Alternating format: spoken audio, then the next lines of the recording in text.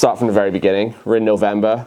From the CHL in August up to this point, how do you sum up this season? Well, running through everything, I guess. The CHL, I thought, it was great to be a part of. It's always exciting to be part of the Champions Hockey League. It's an honor for our league, I think, and also to represent our league.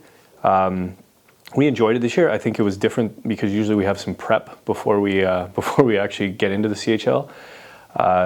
I don't think anyone really knew what we were getting ourselves into, just with like COVID regulations, and we kind of went through it first before the rest of the league started playing.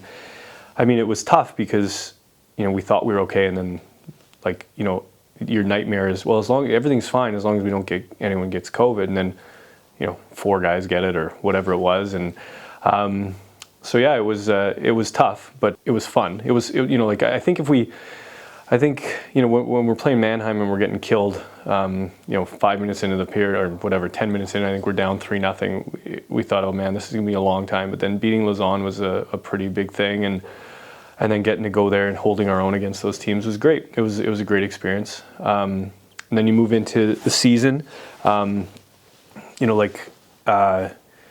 think it's been a mixed bag of results, to be honest with you. I don't think it's. I think we came in usually a preseason before the CHL. We had preseason after the CHL. Beat Manchester and I think Nottingham twice each. And I think you try to bring your team down to earth, but sometimes it's when you're winning, you just think, oh well, we won, and you're saying, well, these guys maybe didn't have their full load of imports, maybe they didn't have all their guys. It's their first game, so you want to kind of a dose of reality. And then we had some good results in the Cup, like we really did, and we had a good win against Belfast. But then, there's some frustrating games along the way, obviously. Losing in Sheffield was frustrating because we were leading with, 5 minutes left. And then losing twice to Nottingham. Very good hockey teams. You're going to lose some of those games, and that's just hockey. Everyone will be talking about this past weekend. Losing to Fife, particularly like the Cup game against Coventry at home. It wasn't the loss that I think made people upset or made me upset. It was the effort, and that's what everyone says. It's like a cliche. I can handle people losing. I can handle teams losing. I just can't handle when I don't see passion and effort, and it wasn't there. But we've got a good group of guys. We don't have a team that doesn't care. We don't have a bunch of guys that are complacent or don't realize that they had a bad weekend. We're working to right the ship. That's basically what we've been doing all week is trying to right the ship. So obviously the main talking point will be this weekend. The team had over 100 shots on goal against 2 goalies who only allowed 2 goals throughout the entire weekend. How can a team be so dominant on the stat sheet but not the score sheet? Both goalies played tremendous. They really did. But I don't want to be the team that be like, oh man, wow, the goalie had the night of his life again. Wow, look at that. Because 2 nights in a row, the goalie had the night of his life. And both goalies are great goalies. CJ Mott for Coventry played phenomenal. He played great, and we did have some big scoring chances. But we also had a lot of perimeter shots and that's nothing on. It's not taking away the effort that he put in. But I'd say we got to get some shots. We got to put ourselves in positions to score. We got to get some net front present, get some bodies in front of the net, and make it tough. Wristing shots in from the blue line or from outside the hash marks on a goalie like CJ Mott, you're not going to score. I think of the one save, the huge save he made on Reed. That's a goal, pretty much. That's a goal. He made a great save. We still got it. If you're getting 55 shots, 57 shots, even 40 plus shots, you got to get more than one goal. And the guys know this. It's being addressed right now. It's being addressed all week in practice. And then the next night we get the exactly same amount of shots. Shane Owen, he played great again. And it's hard. I'm not trying to disrespect either goalie. I think they're both great goalies, but I think if our team gets that many shots, we have to score more than one goal. It's just, I thought our goaltenders both nights gave us a chance to win. If there's one thing that is going very well, it's our goaltending.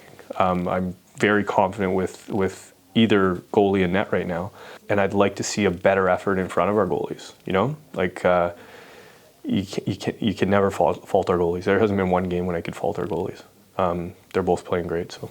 And there's the saying as well, the defense wins championships. If a team is going through an offensive slump, how confident are you that the defense on this team could potentially lead you to silverware if you're not going to be getting the goal scoring that you need? Yeah, I mean, I think defensively our team needs to tighten up for sure. If you're not getting, I mean, it's basic math. We got to score 3 goals.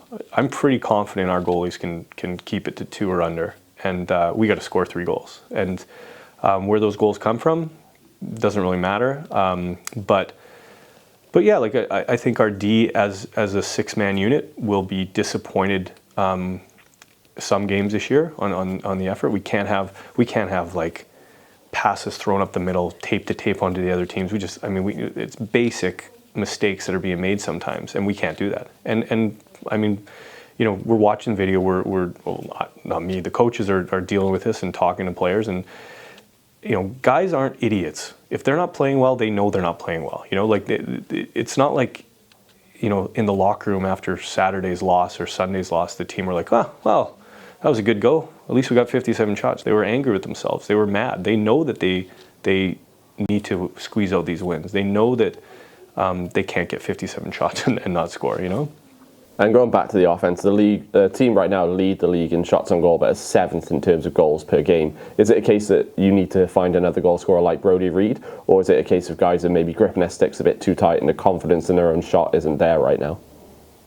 It's hard to say. Like, I mean, yeah, I think in league play we have 18 goals and Reeder has 9 of them. So we need guys to score. That's the reality. But like, we also, you know, it's a skewed start for most seasons because you have so many Challenge Cup games, and if you look at the games that we've played quite well in, they just happen to be cup games, and then that kind of frustrates you as an organization, as a team, as a staff, like a coaching staff, because you're like, God, we played great. Oh, like we bounced back. We played terrible against Nottingham at home. I thought Nottingham fully deserved to win. They outplayed us,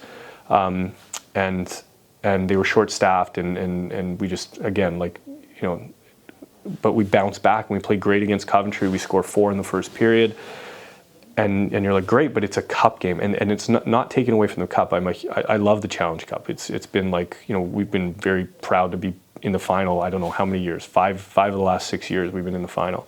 So I love the competition, but you know, like sometimes it's just been falling like that. You know, it's like when you see a result, like you see someone beat your opponent, and you're like, oh, that's great, this so and so lost, and you're like, oh, damn it was a cup game, you know. And it's not trying to take away anything with the cup. Everyone talks about all dead rubbers in the cup. There has to be, you know, like, unless we go directly to semifinals, there has to be, you know, there's going to be dead rubbers in a competition because there's 9 teams and you're only getting rid of 1, you know. But going 9-4, you know, I think fans don't understand the importance of a quarterfinal for some organizations. Like whether it's, you know, if it's not on your season ticket, it's a big gate, it's a good earner, and most teams want that, you know. So going directly to the semifinals isn't maybe an ideal situation for some of the teams. But you know, it does, you know, Saturday night comes down to who's going to win the group, and it's important to us to win the group. It lines up who you play next in the next round. And yeah, it's really important for us. So this season, the team have had their fair share of injuries. We've just seen Brandon McNally return, Sanford miss a couple of games, Duggan as well, and DuPont's missed the last few. Waller as well left the game Saturday and didn't play Sunday. Do you think maybe there needs to be more bodies brought in just to cover those injury issues, just to take a bit of pressure off the guys? Can't. League rule. I would love to, you know, have a roster the way we've had it in the past. And you know, fans talk about the teams are a bunch of idiots for only going with 19. We're coming out of COVID. We're, you know, as a group, you can't blame 1 or 2 teams. Like we collectively all agreed to go with 19-man rosters because we wanted to. I mean, it's a cost-cutting exercise. If you look at some of the last few seasons where, and us included, you know, we've had 4 lines. We've had a couple extra, maybe a couple young guys training with us, maybe a body or 2 in the stands, a healthy body in the stands. It was a nice luxury to have. If someone went down, you could always have 4 lines. You could always have 6 defense. But like, you know, like 19's not that, like it's not that much. Like, I mean, if you think of how much your 12th forward plays in a game in years past, 6-7 minutes a game. Whenever you went short in the bench, maybe you go to 3 lines in, you know, at the end of a period when you're trying to get a goal. I mean, I don't think the roster size that much. It's more about like being able to like. I would love an extra body in the stands. I really would like even if we said you can only have 19 dressed for a game, I wouldn't even care if they went down and said you can only have 18 dressed for a game. Like 10 forwards, 6 defense, and 2 goalies. But you can have an extra guy in the stands in case of injury.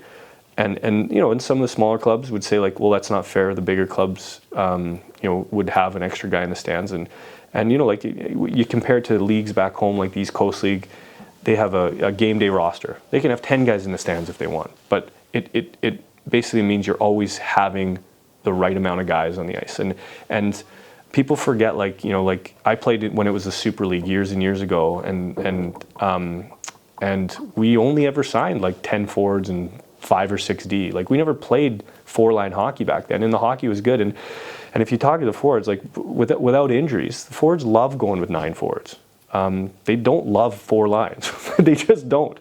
And it's a nice luxury to have with injury cover and stuff. But like in years past, like probably the only complaint you had here is like the guys that want to be on the ice. Like Joey Martin wanted to be on the ice as much as possible. And so like this year, you've got your Trevor Cox, Cole Sanford, Brody DuPont, Justin Crandall. They want to be on the ice. They want to play as much as they can, right? And it's been unfortunate. We've had a few injuries, and that's. I mean, there's nothing you can really do with some of those injuries, like a broken hand for McNally. You know what I mean? Like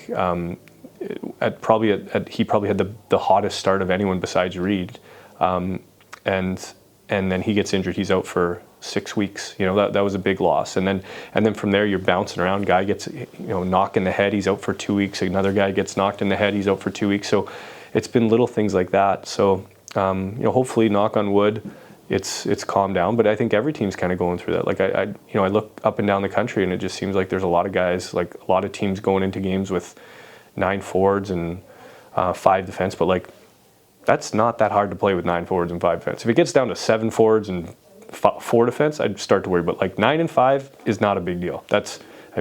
If you watch a lot of hockey, yes, the NHL teams they roll with 4 lines, but like look at the numbers of how much ice time players get. Like I actually thought our D, when we were playing Champions League, playing 5D, they were fine. They were absolutely fine. Guys like Register would play 30 minutes a night if he could. He really would, and he did in the Champions League. But top line guys like in the NHL, and your top defenseman's always playing 28 minutes, which is basically like, yeah, it's a 6-man rotation, but effectively your top 4 guys are playing the majority of the game with your bottom two working in and out. And same with the lines, right? Your top 4s are playing 19 to 22 minutes. So, and that's what our top guys are playing right now. So. And just moving forward to this weekend, as a managing director of the team, what do you want to see on and off the ice to turn things around against Guildford and Sheffield this weekend? Goals, please. Just some goals would be great. I think it's a tough weekend. We're playing for the top spot in our Challenge Cup group, which is an important game. Guildford will be bringing it for that because they want the same thing. And then we're going into the team that is the best team in the league right now, Sheffield Steelers, and they did what we've done in the last number of years. They brought a lot of guys back, and it's easier to gel when you bring a lot of guys back, and they're having great success right now. And it's a tough weekend, but there's a lot of tough weekends, and I think I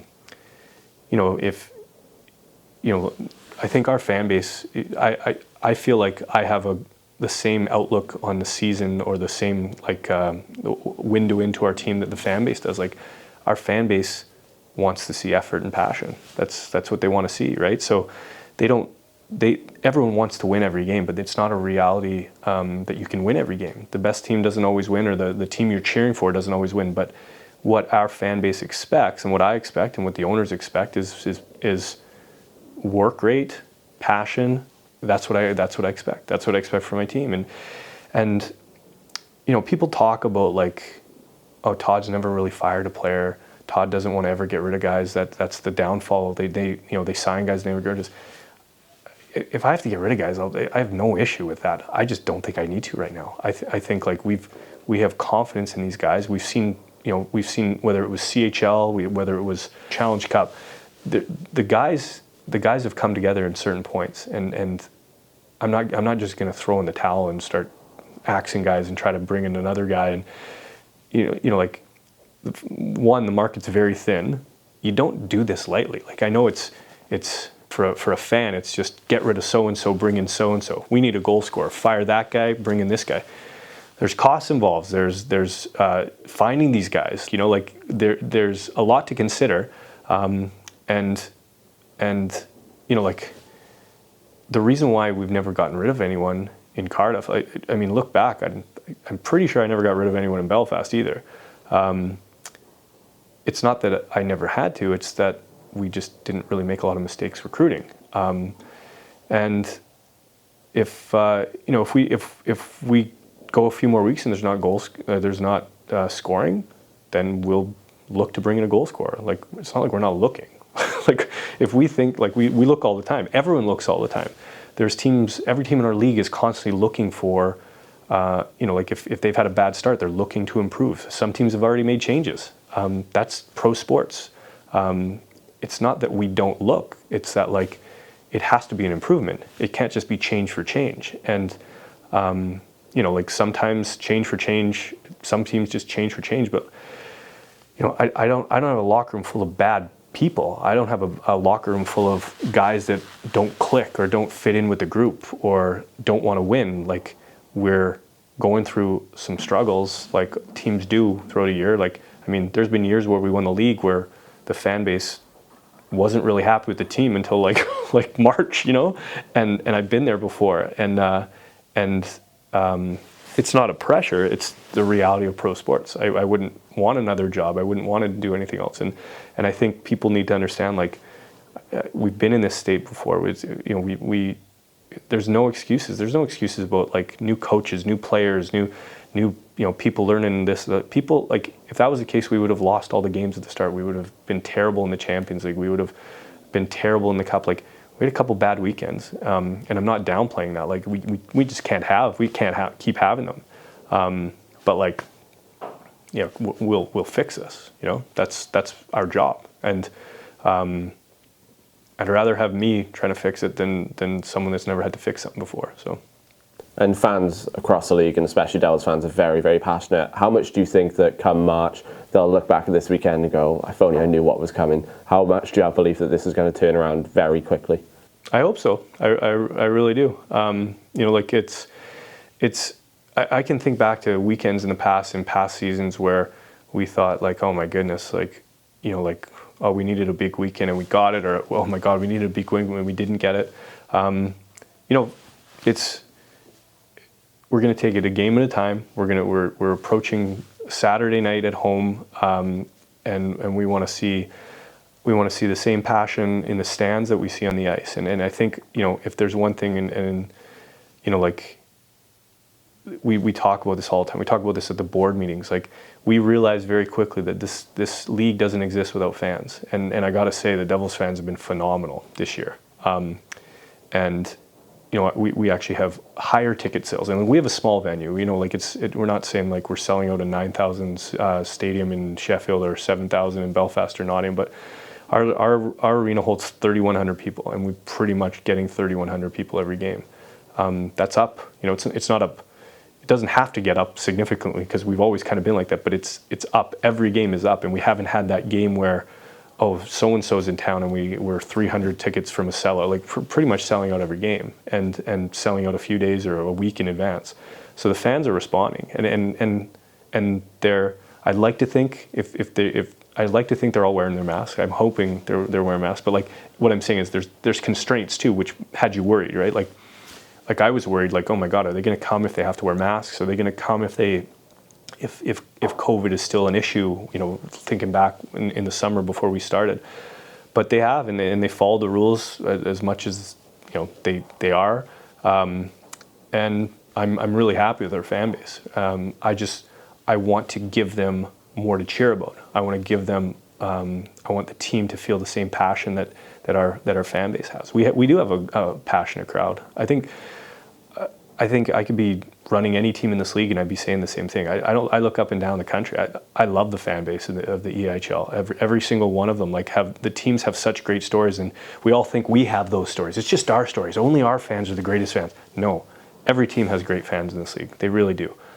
even the fan bases that are our fan bases of our big rivals, they've got a passionate fan base. That wherever they are in the stands, they're supporting their teams, but also wherever their team is in the standings, they want to be better. Or if you're in first place, you want to stay there. And it's good to be back. And I guess that's the real message. Like, I'd rather have fans complaining that we're not having the season they expected than having a season like we had before. I'm looking forward to the weekend. I hope everyone else is. We're going to bring as much as we can off the ice to make sure that it's a good show, as we always do. And I hope the fans don't sit on their hands and don't wait to be entertained. I hope they bring the noise. It makes such a difference when they do. So show up, cheer loud, and our team will respond.